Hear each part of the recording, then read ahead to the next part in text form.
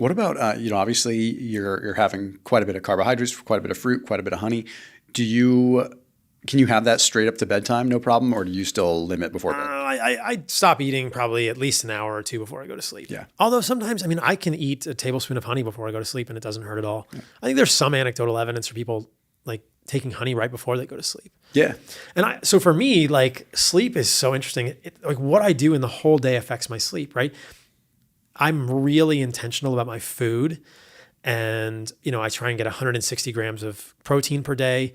But if I have a low protein day, I might not sleep as well because I might get a blood sugar dip in the middle of the night. So like getting enough calories, getting enough carbohydrates from good sources during the day, getting enough protein during the day, that all, at least subjectively for me, stabilizes my blood sugar at night and I sleep better when I get enough. Like, so that's another thing to think about is like everything I'm doing during the day sets me up for sleep at night. Yeah. Yeah. I've noticed like such a just unfathomable difference between days when I spend a lot of time outside and just get a lot of sun and how I sleep. So I've thought a lot about this because so many people have theories on the whole, like, why do I sleep well on vacation? Oh, it's because you're not stressed out. Okay, first of all, let me put this out on the table. A lot of times, like if people run their own business, and you can probably attest to this, I'm probably a little more stressed out when I'm on vacation because I'm away from things.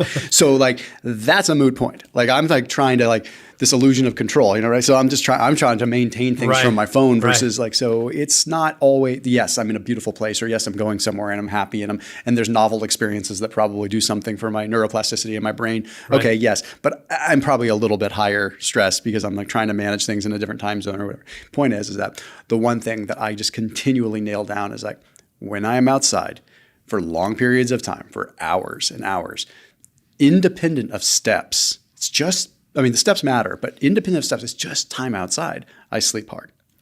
So do you think the question that I have here, which I completely agree with you, is it, and it could be both, is it benefits of outdoor light, which are myriad, and we can talk about the difference between outdoor light and indoor lighting, or is it lack of indoor lighting, right? Yeah. So let's make the juxtaposition here.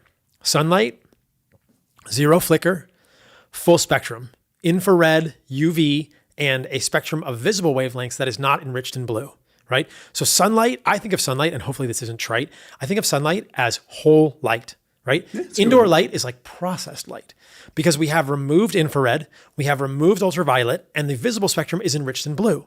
So you have this sort of Franken-food light indoors.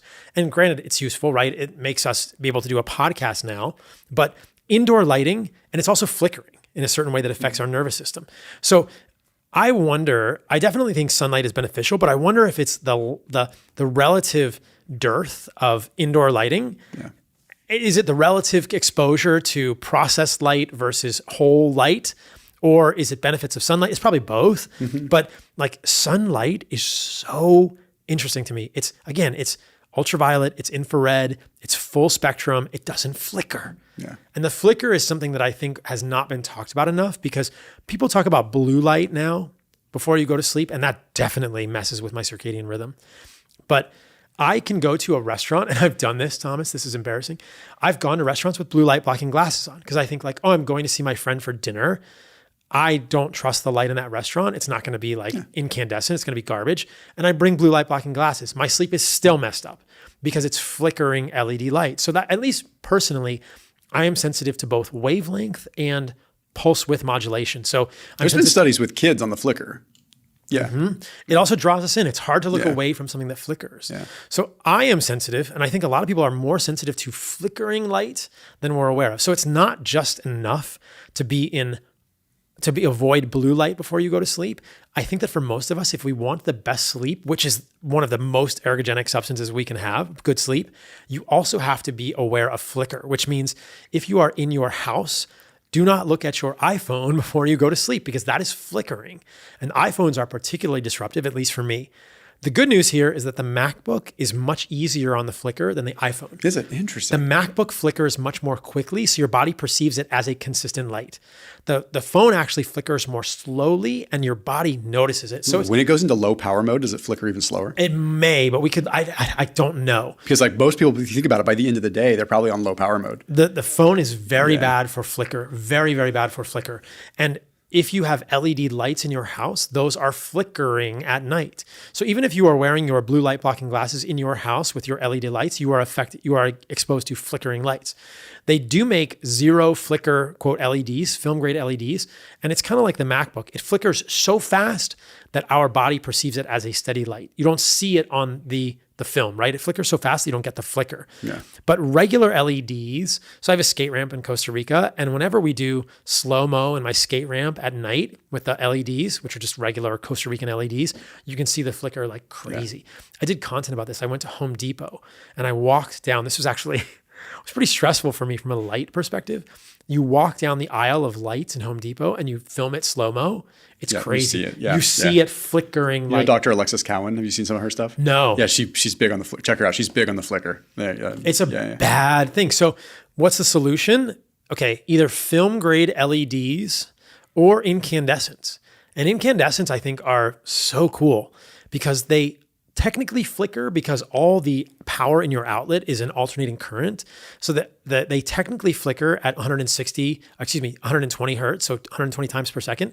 But because the tungsten filament in there has thermal inertia, it doesn't turn on and off completely. So the tungsten filament in a incandescent bulb is 3,000 to 4,000 degrees Fahrenheit. It's fire in a bottle. It's so cool the way an incandescent bulb.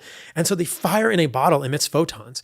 And because it has thermal inertia, even though it's cycling based on the outlet that you're plugging it into 120 times per second, your body doesn't go off completely because it's on fire, literally. It can't cool down, within a micro, a fraction of a second to zero. Yeah. But an LED can. So the LED pulse width modulation is like on, off, completely off, because an LED can go completely off in a fraction of a second, but an incandescent bulb cannot do that.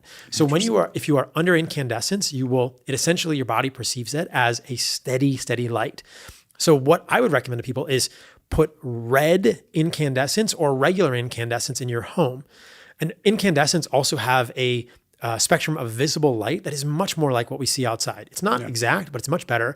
Incandescents also have some degree of infrared.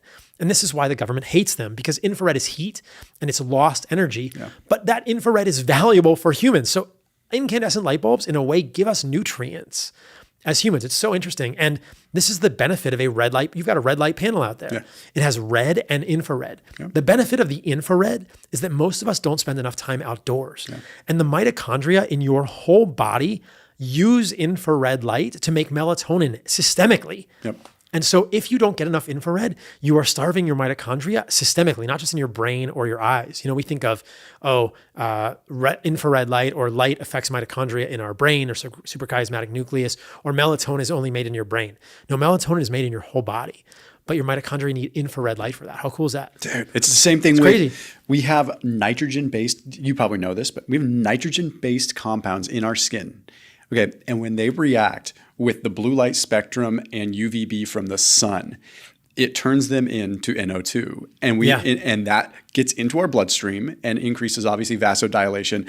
We literally, it's like a shaker cup. It's like the sun hits it, it shakes up all these nitrogen-based molecules, creates nitric oxide, and boom, you've got increased blood flow, you've got more nutrient delivery, and it's all just from a reaction from the sun. It blows my mind. Components of the sun, whole food light that is not present with indoor light. Yeah. And yet we are told to fear the sun, right? So, you look at mainstream dermatology, it is not hard to find a dermatologist who says no tan is healthy tan. Like 0 tans are healthy. Don't go in the sun at all. So you think how many of our population are micronutrient deficient, but we are also light deficient, right? We're infrared light deficient.